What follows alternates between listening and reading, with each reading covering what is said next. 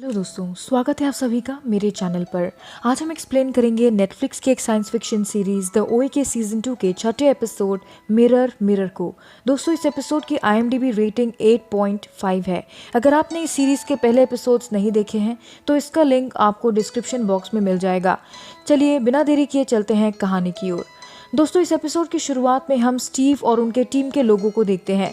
दरअसल उनकी गाड़ी खराब हो चुकी थी और वहां नेटवर्क भी नहीं आ रहा था। स्टीव गुस्से में बेटी से अभी दूसरी दुनिया में जाने के लिए कहता है। वह कहता है चलो अभी मूवमेंट्स करके ओए के पास चले जाते हैं, लेकिन बाकियों को फिक्र थी इस बात की अगर बेटी दूसरी दुनिया में गई तो उसकी डेड बॉडी के साथ वह क्या करेंगे।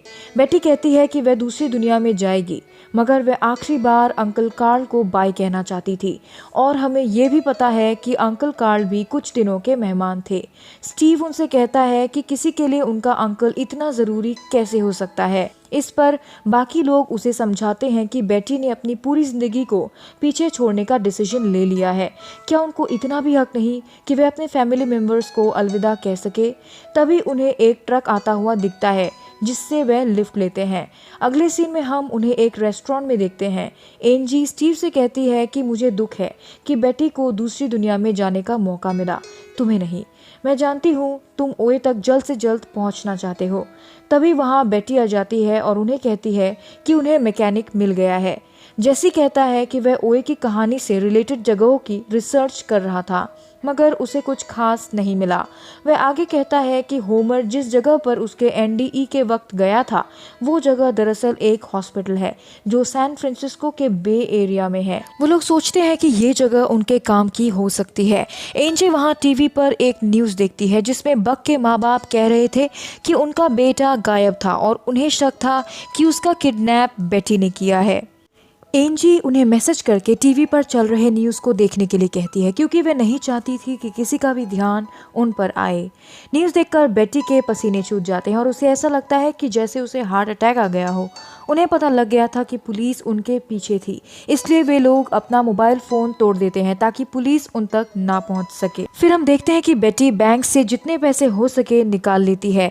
बेटी को तो पता ही नहीं था कि ये लोग अपने माँ बाप को बिना बताए यहाँ आए थे। जब स्टीव उनके फोन तोड़ रहा था तभी उन्हें एक टायर फटने की आवाज़ सुनाई देती है और जेसी को वो समय याद आता है जब उनके स्कूल में एक शूटर घुस आया था। वह अपनी छाती पर हाथ रखता है और उस समय जेसी बहुत डरा सहमा लग रहा था। शायद उस दिन स्कूल में जो हुआ उससे जेसी सदमे में चला गया था। स्टीव और बाकी लोग आगे बढ़ते हैं, लेकिन उनमें से किसी का भी ध्यान जेसी पर नहीं जाता। बस में स्टीव जेसी को अपने कंधे पर सुलाता है और वो सब बेटी के साथ अंकल कार्ल के घर की तरफ जाने लगते हैं। वहां पहुंचकर वे देखते हैं कि बेटी की एक कजिन एमी उन्हें लेने आई थी। अंकल कार्ल का घर सागर के किनारे था। स्टीव, एल्फोंसो और एंजी खुद को पानी के अंदर जाने से नहीं रोक पाते। बक और जेसी बीच के किनारे ही बैठे रहते हैं। फिर हम बेटी को अंकल कार्ल के पास देखते हैं। वो उन्हें शुक्रिया कहती है क्योंकि बचपन से ही बेटी और उसका भाई थियो गर्मियों के दिनों में यहाँ आया करते थे। एमी बेटी से पूछती है तुम इन बच्चों के साथ क्या कर रही हो। वो बेटी से कहती है कि उसे बेटी की खबर पुलिस को देनी पड़ेगी। बेटी एमी से कहती है कि जैसा न्यूज़ पर आ रहा है वैसा कुछ भी नहीं है। वह उसे ओए के बारे में बताने लगती है और एमी उसे आगे और कुछ भी बताने से मना करती है। वो बेटी को कहती है कि तुम्हारे पास सिर्फ सुबह तक का समय है, इसके बाद मैं पुलिस को सब कुछ बता दूंगी। अगले सीन में हम एंजी और स्टीव को देखते हैं और स्टीव को ये डाउट था कि क्या बेटी यह कर पाएगी। इस पर एंजी कहती है कि मत भूलो उन्होंने स्कूल में उस शूटर को पकड़ने में तुम्हारा कितना साथ दिया। वह एक बहादुर औरत है। अगले सीन में बेटी अपने कमरे में थी और उसे एक लड़के की आवाज़ सुनाई देती है। उसे थियो का ख्याल आता है, लेकिन वो जेसी था जो अंकल कार्ल से बात कर रहा था। वह अंकल कार्ल को हेवन की स्टोरी सुना रहा था। उसकी आवाज़ सुनकर एमी भी वहाँ आ गई थी। दोनों, एमी और बेटी, दरवाजे के पास खड़े होकर जेसी की कहानी सुन रहे थे। जाते जाते जेसी छुपके से कुछ पेन किलर्स की दवाइयाँ ले जाता है जो अंकल कार्ल के लिए था। बेटी जेसी के पीछे जाती है और उसे शुक्रिया कहती है क्योंकि अंकल कार्ल के आखिरी समय में जेसी ने उनके साथ टाइम स्पेंड किया था। बेटी जेसी को स्टीव से कहने के लिए बोलती है कि वो लोग मूवमेंट कल सुबह के सूरज निकलने से पहले ही करेंगे। क्योंकि वह चाहती थी कि वह एमी के जगने से पहले ही मर जाए। वह आगे कहती है कि एमी को ये लगता था कि उसने इन सारे बच्चों को किडनैप किया था। इसके जवाब में जेसी कहता है कि सच्चाई तो यह है कि हम सब ने आपको किडनैप किया है। अगले सीन में बेटी को वही सपना दोबारा आता है और इस बार वो जेसी को देखती है, जिसमें जेसी उनसे मदद मांग रहा था।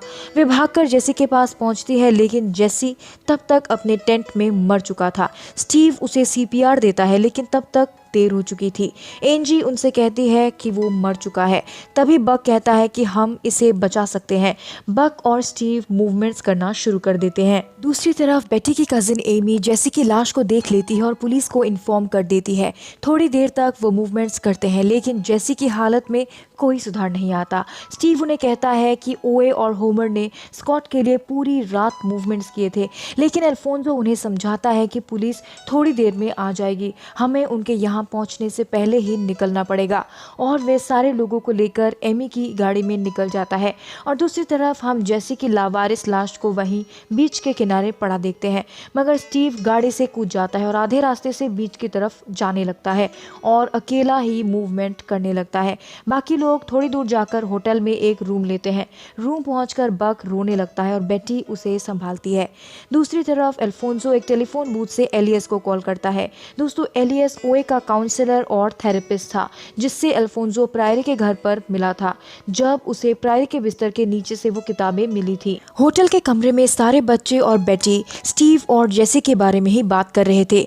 बक कहता है कि हमें स्टीव को ढूंढना चाहिए, क्योंकि उसके बिना हम मूवमेंट्स नहीं कर सकते। तभी वहां उनके दरवाजे पर कोई नॉक करता है और दोस्तों, एलियस अल्फोंसो के फोन करने से वहां आया था। अगले सीन में स्टीव एमी के घर के अंदर घुस जाता है और वहां से जेसी का जैकेट अपने साथ ले आता है। इसके बाद दिखाते हैं कि स्टीव अपने बाल काट लेता है। अगले सीन में अल्फोंसो एलियस को उनकी पूरी कहानी बताता है। एलियस उससे पूछता है कि क्या तुम्हें याद है मैं तुमसे कहाँ मिला था। अल्फोंसो उससे पूछता है कि तुम ओए के घर पर क्या कर रहे थे। एलियस उससे पूछता है कि घर क्या होता है। इसके जवाब में अल्फोंसो कहता है कि घर एक जगह होती है। एलियस कहता है कि एक जगह कुछ भी हो सकती है, एक घर हो सकता है, एक होटल हो सकता है, या फिर एक क्लिनिक हो सकता है। इस पर बेटी कहती है कि हमें ट्रेजर आइलैंड जाना चाहिए। साथ ही वह कहती है कि आंट लिली के घर पर उसने कई डायमेंशंस को महसूस किया था। दोस्तों, एलियस का इशारा इस तरफ था कि एक जगह पर कई डायमेंशंस, कई दुनिया होते हैं जो एक दूसरे से जुड़ी होती हैं। बेटी एलियस का इशारा समझ जाती है और उससे पूछती है कि तुम हमारी मदद क्यों कर रहे हो। इस पर एलियस कहता है कि मुझे ओए की मदद करने के लिए भेजा गया है। और इसी के साथ यह एपिसोड यही खत्म हो जाता है। अब हमारे मन में कई सवाल होंगे, जैसे जेसी कैसे मरा, उसने अंकल कार्ल के मेडिसिन का ओवरडोज ले लिया था। जेसी ने खुद को क्यों मार डाला जब उसे पता था कि अगले ही दिन वो मूवमेंट्स करने वाले थे। यह अब भी एक सवाल था।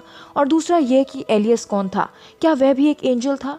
दोस्तों, अगर आपको याद होगा, पेड़ ने ओए से कहा था कि कोई उसके हर डायमेंशन में उसके भाई को भेजता था, तो ज़रूर इस डायमेंशन में एलियस ही उसका भाई था जिसे उसकी मदद के लिए भेजा गया था।